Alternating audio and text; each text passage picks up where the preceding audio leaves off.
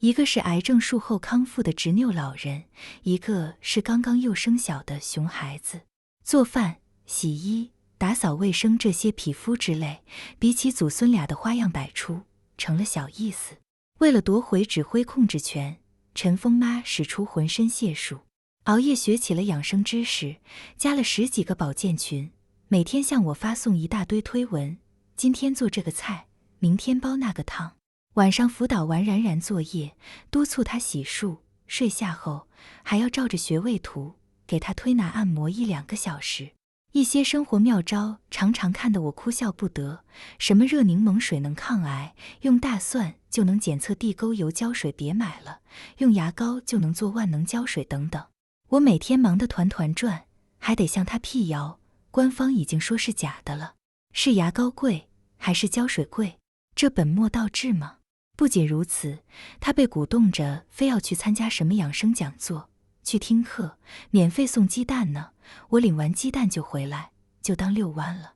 可才上了3堂课，他居然花了1万多买回个理疗毯，那是陈峰留给我们救急的，我让他赶紧退了，他却告诉我，这个可以发射红外线，能定点清除癌细胞，只要坚持用，就不用做靶向治疗了。他夜长梦多，我赶紧报了警。陈峰妈很生气，出口呛我，张小晴，请摆正你的位置，你早已不是这个家的女主人，为啥还总想做我的主？我这是不愿拖累小峰才买的。我被噎得说不出话来，所幸因为报警及时，骗子没来得及跑路，就被警方一网打尽。经过核查后，那1万元钱被退了回来。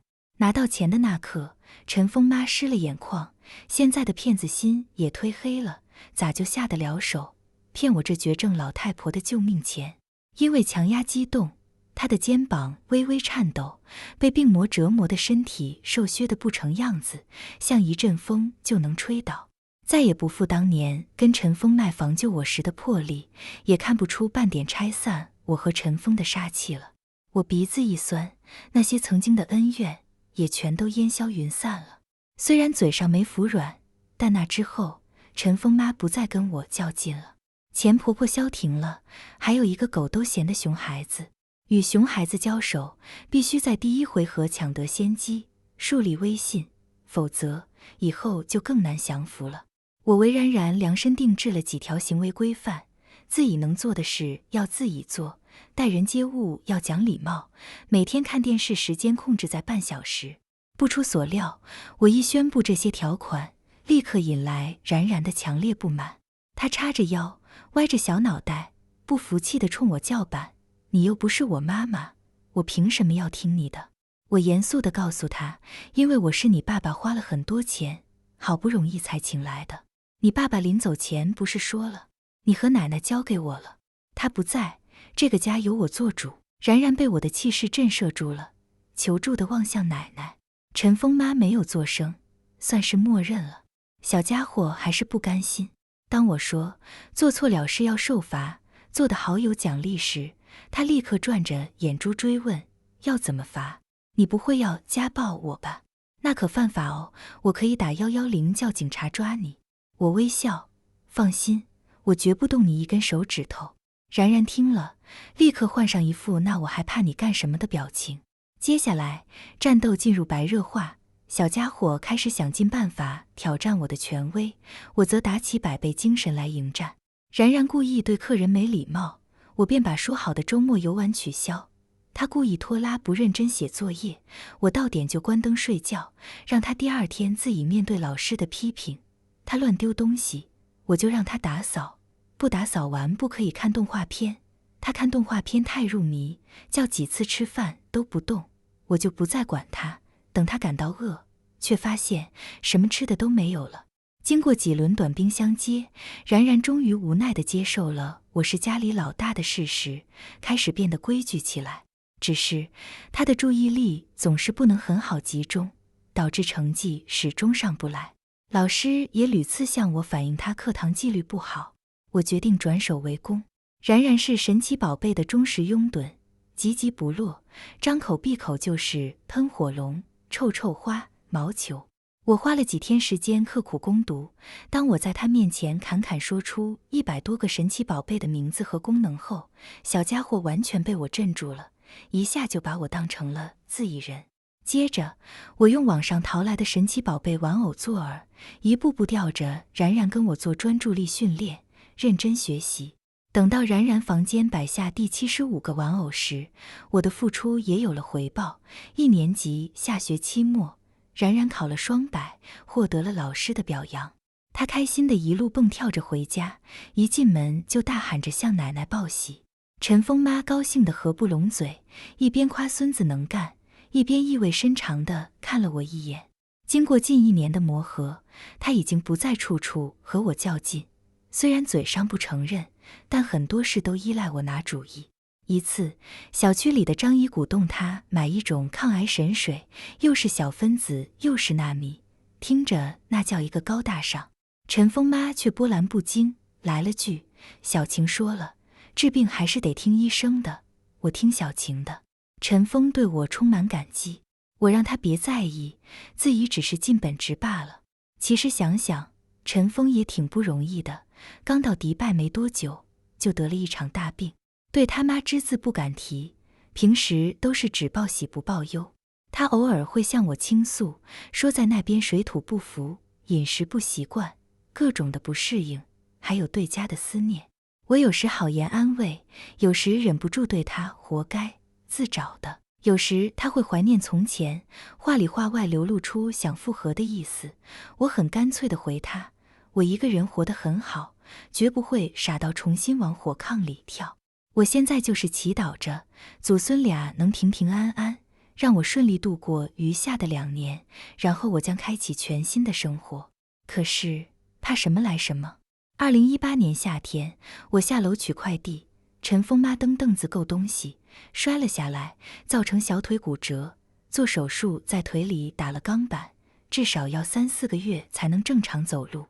我埋怨他不听话，他垂着眼皮，像个做了错事的孩子。刀口没拆线前不能洗澡，可又正值伏天，我只好每天给他擦洗身子，从卧室到卫生间，我要全力撑着他。走到时，自己浑身已经被汗浸透了。平时要强惯了，现在干什么都得麻烦别人。陈峰妈很难受，很多事都尽量忍着不说。我告诉她，有什么需要尽管叫我，你儿子付过钱的，不用不好意思。另外，冉冉也放暑假了，有些事可以让她来做啊。奶奶，以后我照顾你。冉冉在一旁拍着胸脯，响亮地说。老太太眼里泛起泪花，我孙子长大了，懂事了。然后转身对我说，小晴，硬要拆散你和小峰，是我对不住你。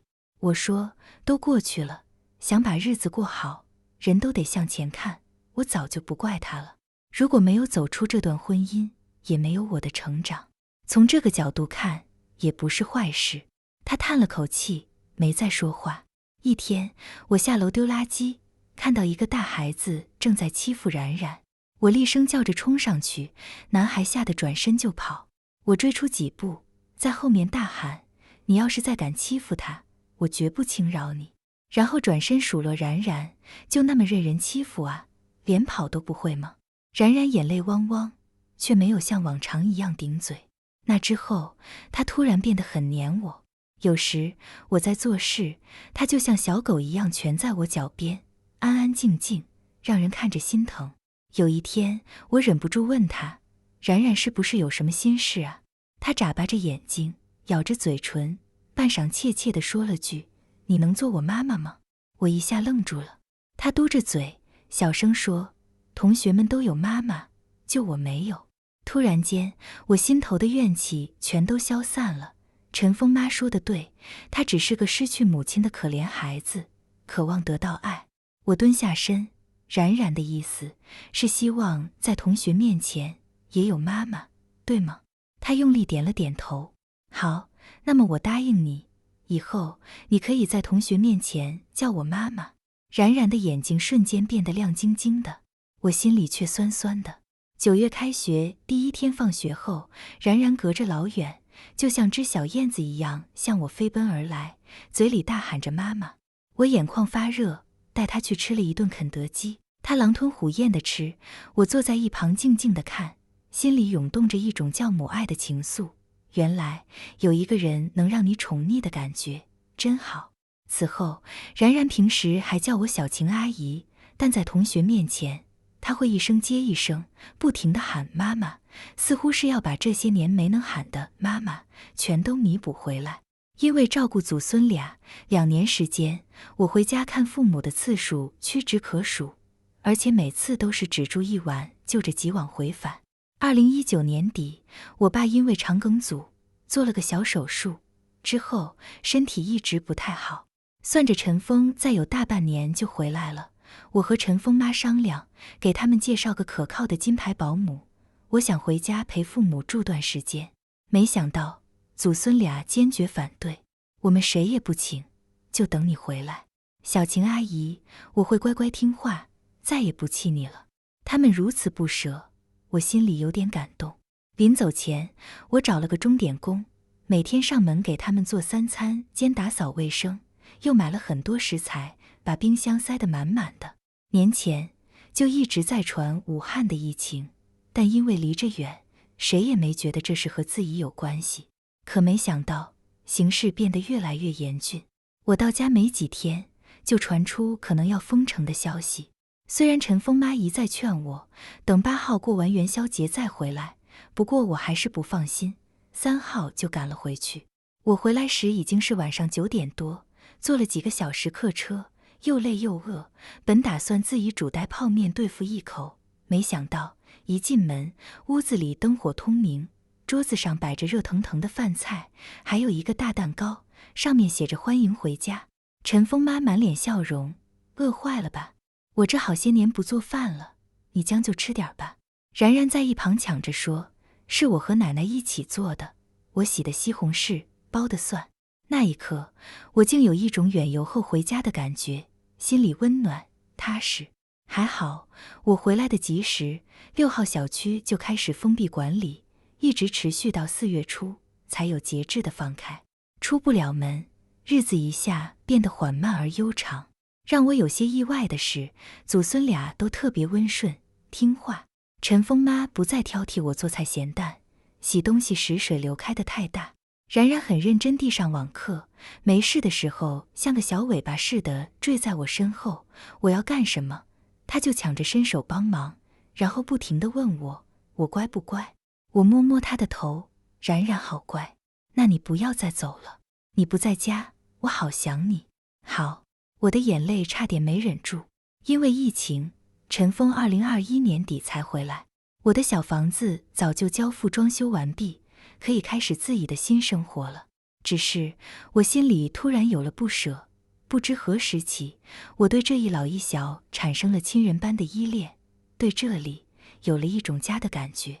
我故作轻松地向陈峰辞行，你回来了，我把阿姨和然然交还给你。陈峰一改平日里的玩世不恭，很真诚地对我说，这几年我想明白了很多事，我心里一直放不下的人是你，小晴，再给我一次机会，让我们重新开始吧。陈峰妈和然然都用期待的眼神看着我，我内心微微有些动摇，但还是摇摇头，轻轻说了声抱歉，拖着行李向外走。然然突然扑上来，抱住我的腿，却不说话。然然，乖，阿姨得走了。我鼻子发酸，轻轻掰开她的手，狠下心打开门。门关闭的刹那，身后传来然然的大喊，妈，你别走。我顿时满脸泪痕，脚像被什么东西拽住了，怎么都迈不开步。我深吸一口气，告诉自己，张小晴，不要回头，人应该往前看。走到楼门口，冬日正午的阳光向我张开怀抱，暖暖的，似乎在迎接我奔向新生。我一头扑进去，昂着头，大踏步地往前走，只是不知为何，心底却怅然若失。